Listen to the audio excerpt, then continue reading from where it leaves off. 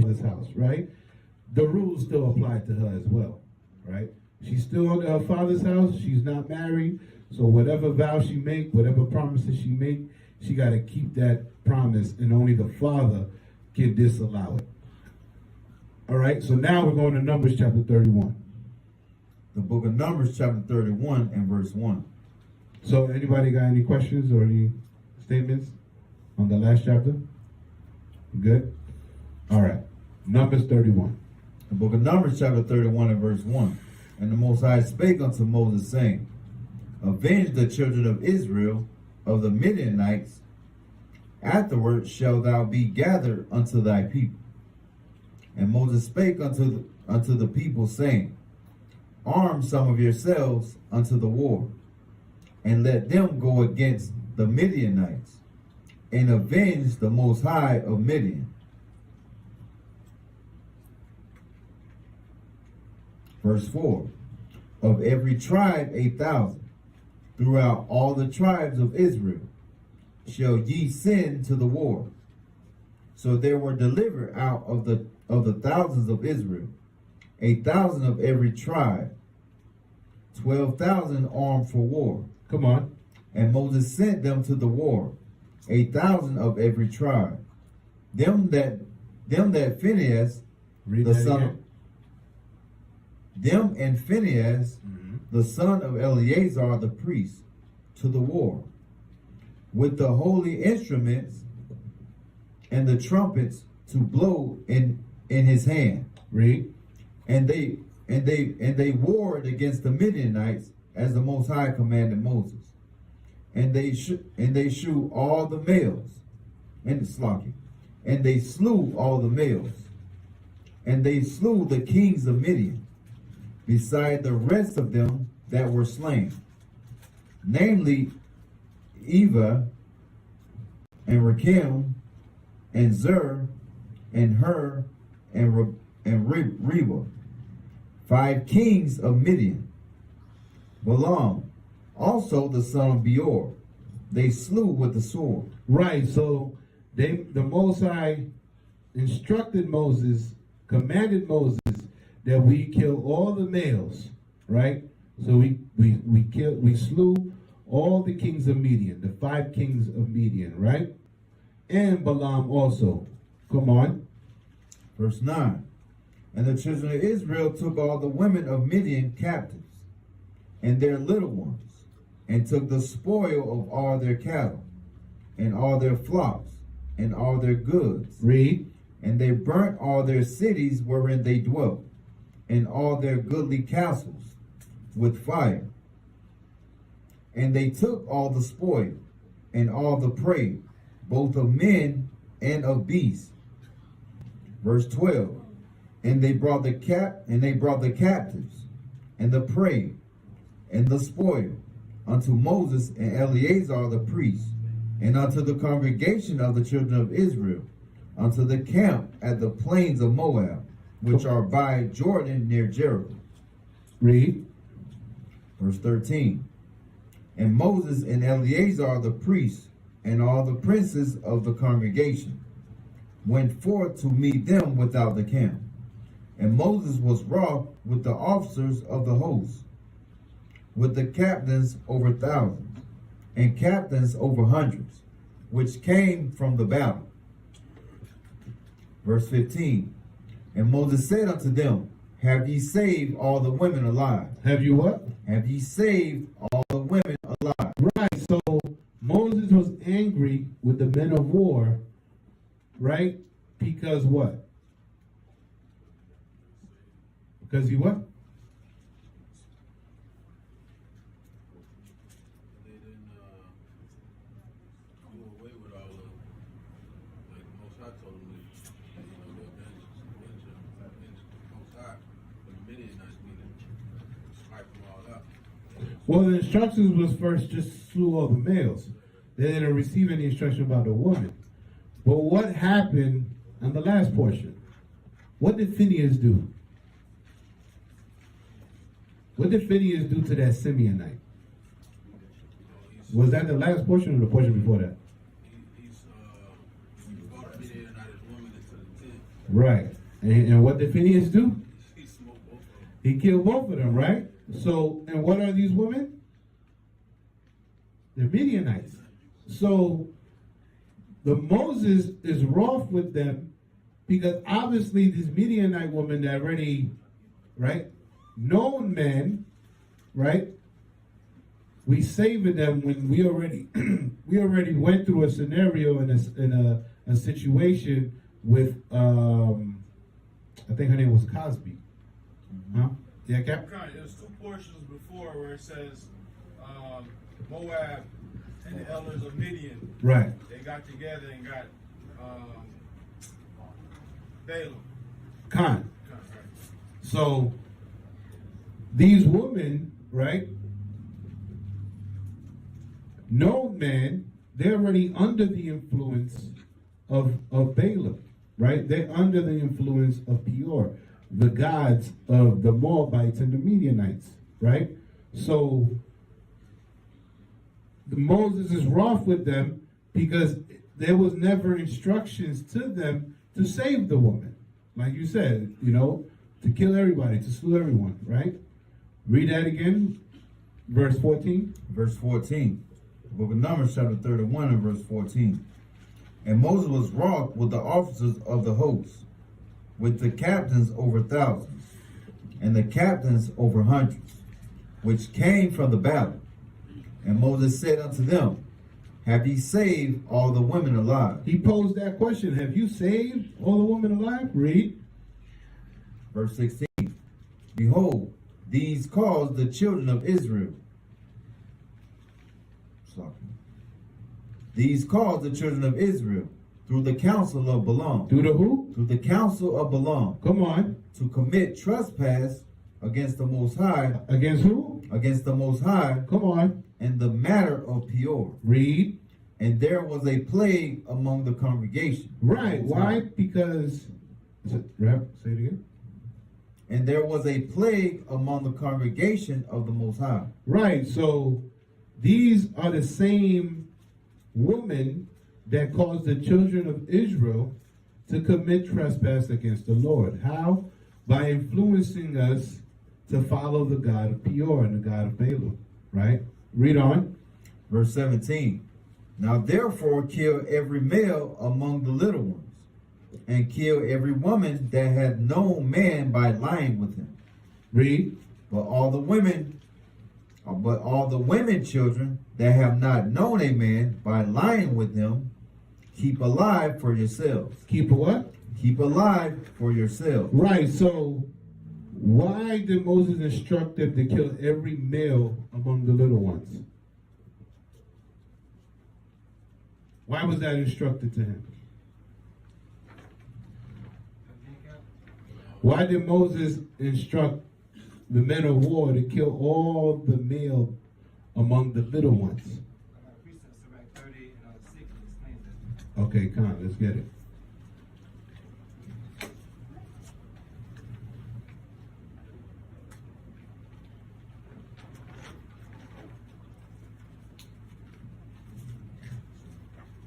So Moses was angry with the men of war for saving the woman, right? The same woman who influenced us to commit trespass against the Lord by following the counsel of Balaam and following the god of Peor, right?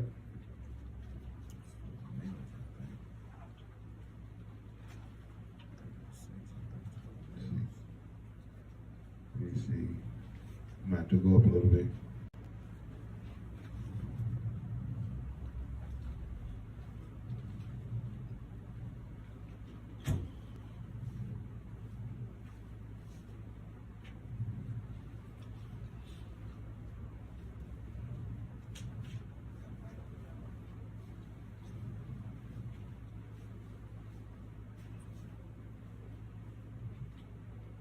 All right, so read from verse 1. The book of Sirach, chapter 30 and verse 1. He that loveth his son causes him oft to feel the rod. Read. that he may have joy of him in the end. Come on. Verse 2. He that chasteneth his son, Chastises. he that chastiseth his son shall have joy in him, and shall rejoice of him among his acquaintance. Come on. He that teacheth his son grieveth the enemy. He that what? He that teacheth his son grieveth the enemy. Come on. And before his friends he shall rejoice of him. Read. Though his father die, Though what? though his father die, Read. yet he is as though he were not dead. Come on. For he had left one behind him that is like himself. That is what? That is like himself. Right. So these little ones that were among these males that was among the little ones were just like their fathers, right? Because they're going to be brought up to be men of war, right? Read on. Jump to 6. Verse 6. He left behind him an avenger against his enemies. He left behind him a what? He left behind him an avenger against his enemies. Right. So if we leave those males, the males among the little ones behind, they will want to avenge their father, right? So Moses instructed them to slew the young males, the males of the little ones, so they don't avenge the fathers that they just slew. Read that again, verse 6. Verse 6. He left one behind him. He left behind him an avenger against his enemy. Against his who? Against his enemy. Right. So at this point, you can drop that. Midian is our enemies. And Israel is the enemy to Midian. So if we leave the little ones alone of the males, they will grow up to want to avenge their father. So Moses was trying to prevent that. Let's go back to the portion. Good precept.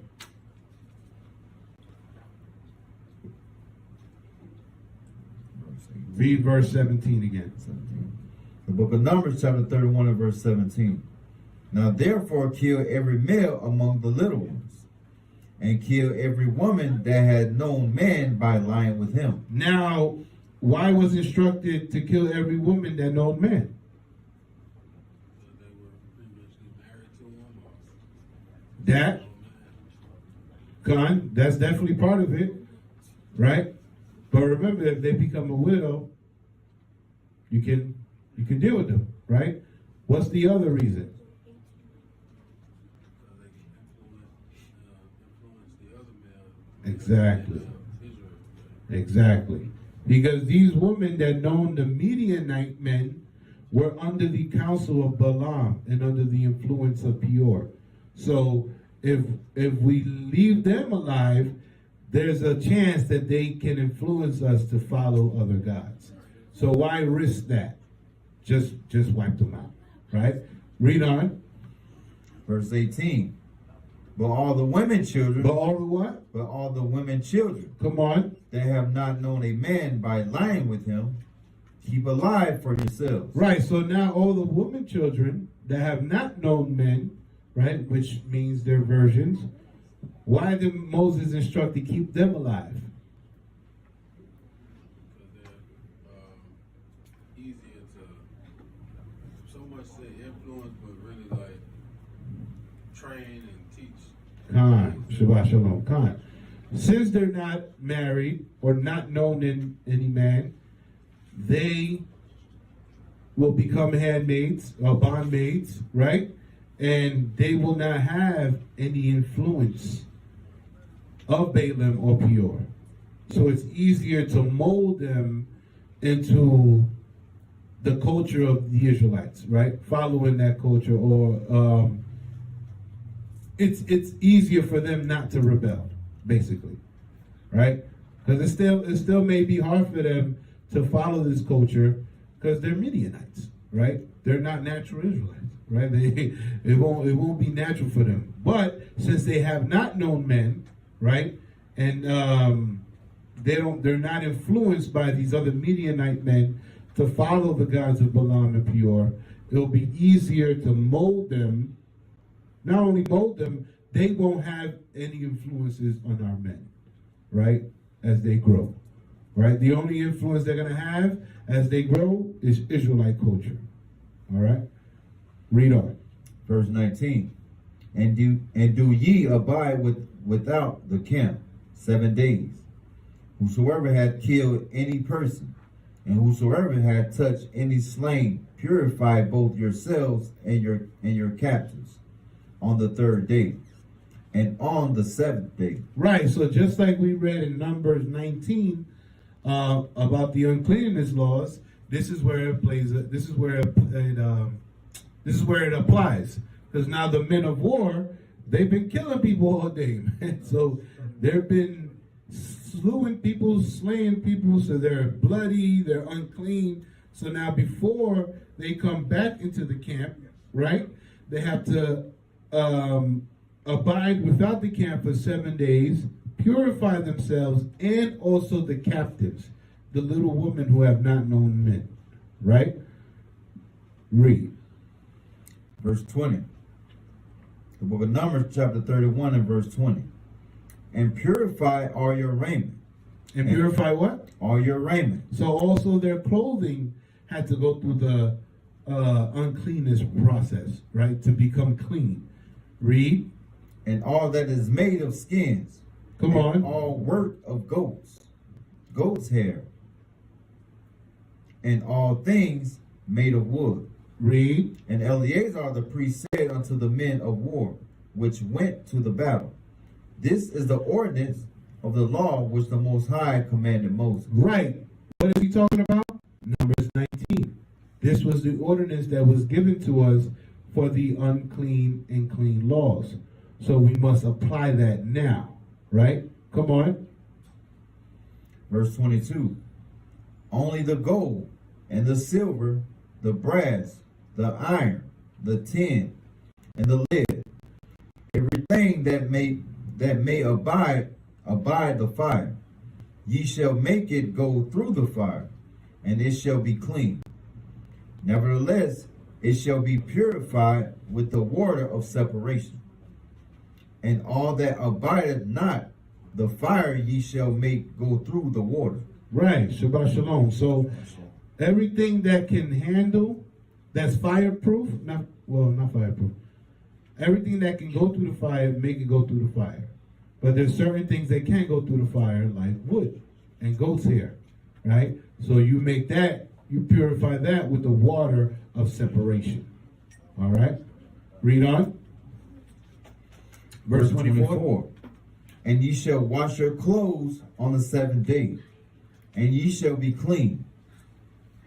And afterward ye shall come into the camp. Right. So your clothes, your raiment, your garments, that have goat's hair, right? Anything to do with skin and anything that was wood, you must purify with the water of separation. Gold, silver, brass, iron, tin, and lead can go through the fire and be cleansed through the fire. All right? So that was Numbers chapter 31, verse 24. Now we're going into Numbers chapter 31, verse 25. The book of Numbers, chapter 31 and verse 25. Read. And the Most High spake unto Moses, saying, take the sum of the prey that was taken, both of man and of beast, thou and Eleazar the priest, and the chief fathers of the congregation, and divide the prey into 2 parts, between them that took the war upon them, who went out to battle, and between all the congregation. Right, so now we're going into the division of the prey, of the spoils. So it's being instructed, the Most High has instructed Moses to tell the men of war to take a portion of the spoils for them and the other part for all the congregation of Israel. Read. Verse 28. And levy a tribute unto the Most High of the men of war which went out to battle, 1 soul of 500, both of the persons and of the beeves, and of the donkeys, and of the sheep. Take it of their half, and give it unto Eleazar the priest for an heave offering of the Most High. Come Verse on. 30. And of the children of Israel's half, thou shalt take one portion of 50 of the persons of the beeves, of the donkeys, and of the flocks of all manner of beasts, and give them unto the Levites, which keep the charge of the tabernacle of the Most High. Come on. And Moses and Eleazar the priest did as the Most High commanded Moses. And the booty, being the rest of the prey which the men of war had caught, was 600,000 and 70,000 and 5,000 sheep. Read. And 70,12 beeves, and 70 and donkeys, and 30 and 2,000 persons in all, of women that had not known man by lying with him. Right, so there was 32,000 of the little daughters of Midian that have not known men. Read. And the half, verse 36, and the half which was the portion of them that went out to war, was in number 300,000 and 30,500 sheep. And the Most High's tribute of the sheep was 615. Verse 38. And the beeves were 36,000, of which the Most High's tribute was 312. And the donkeys were 30,500, of which the Most High's tribute was 301. And the persons were 16,000, of which the Most High's tribute was 32 persons. And Moses gave the tribute, which was the Most High's heave offering, unto Eleazar the priest, as the Most High commanded Moses.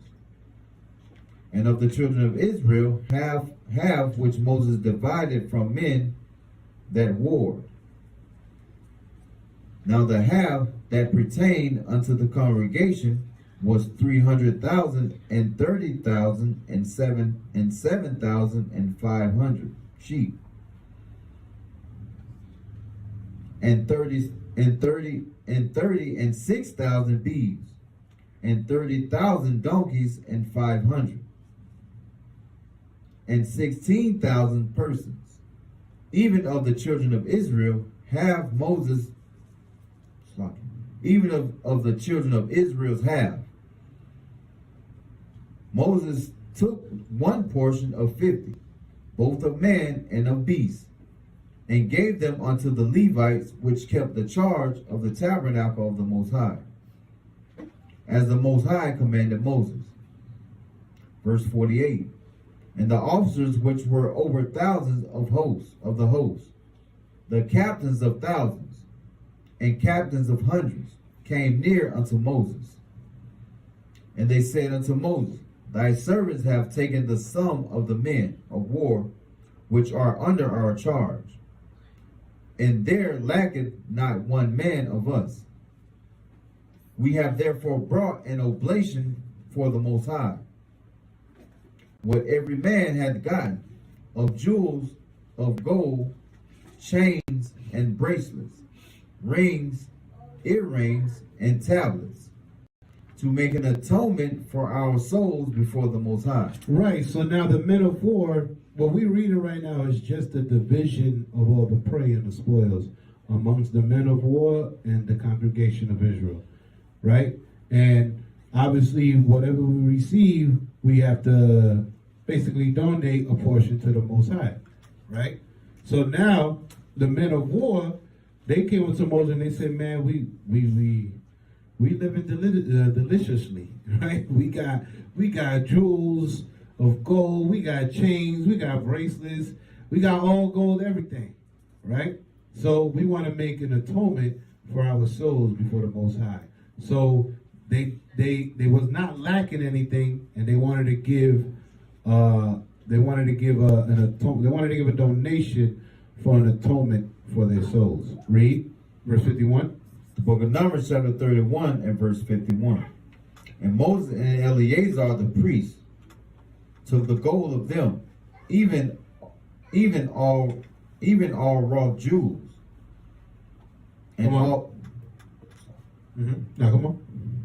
Verse 52, and all the gold of the offering that they offered up to the Most High, of the captains of thousands and of the captains of hundreds, was 16,750 shekels. Verse 53, for the men of war had taken spoil every man for himself.